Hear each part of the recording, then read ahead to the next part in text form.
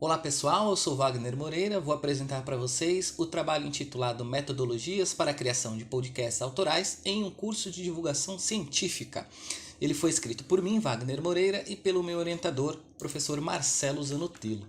Nosso trabalho está inserido no campo de análise do letramento digital e como o letramento digital se processa na internet, né?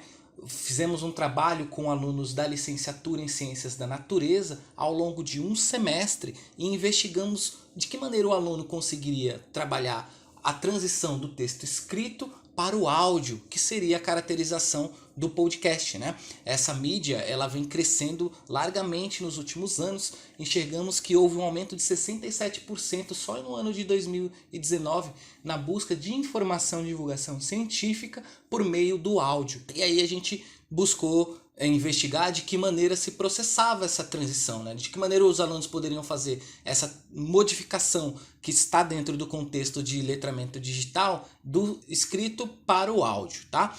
Para isso a gente buscou um referencial teórico, que é o referencial do Severino, em 2008, onde ele apresenta a leitura analítica, que se processa em 3 etapas. A primeira delas é a identificação de elementos textuais, visuais, que pode estar ali no texto, e a partir desses elementos buscar informações que contornam a leitura, né? Na segunda etapa consiste em apresentar respostas a 5 questões chaves que fazem com que os alunos consigam enxergar qual é o problema que o autor colocou, de que maneira que o autor mobiliza ali a sua hipótese no texto, e por fim é sugerido que os alunos, esses que estão na licenciatura, problematizassem essa leitura que eles fizessem, propondo uma aula a partir dessa leitura voltada ali para a escola básica, tá? Bom, foram então 3 objetivos que destacamos, tá aqui os 3. O primeiro deles é fazer com que esses licenciandos compreendessem que a leitura é um processo que se desenvolve em etapas.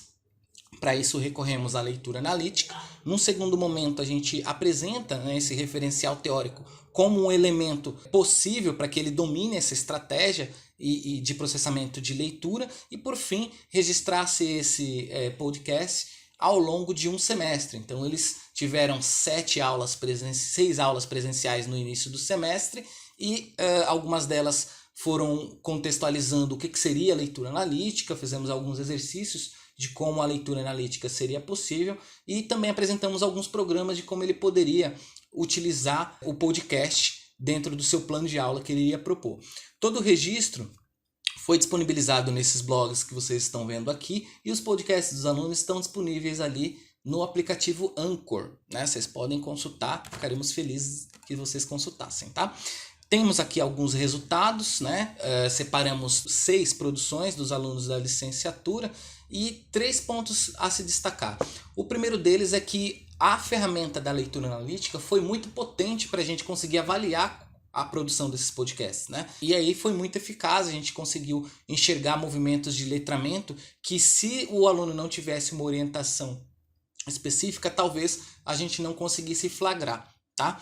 Um outro dado relevante da proposta da nossa metodologia é a liberdade que nós damos para os alunos escolherem a sua unidade de leitura. O trabalho da leitura e da produção do podcast foi proposto individualmente, e aí os alunos poderiam escolher qualquer tipo de leitura e, ao término do semestre, apresentar para os colegas essa leitura por meio do áudio, né?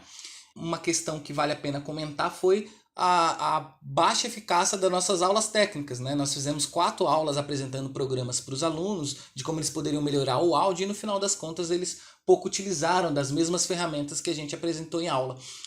O que não invalidou a qualidade do trabalho, mas nos fez pensar sobre a necessidade dessas aulas técnicas, né? E há necessidade de se trabalhar mais o letramento digital e esclarecer novas metodologias de como trabalhar o letramento digital na formação inicial de professores, né? Um segundo ponto é que o podcast em si é uma ferramenta potente para trabalhar o letramento digital, e subsidiado pela leitura analítica foi muito legal. A gente conseguiu encontrar recursos de como avaliar, né? Algo que a gente tinha dúvida no início. E por fim, constatamos que a gravação por meio de podcast com licenciando enriquece o trabalho da divulgação científica nesse novo formato que vem sendo apresentado e fomentado ao longo dos últimos anos, né? Tá aí os nossos referenciais teóricos. Esperemos dúvidas e perguntas de vocês. Um abraço.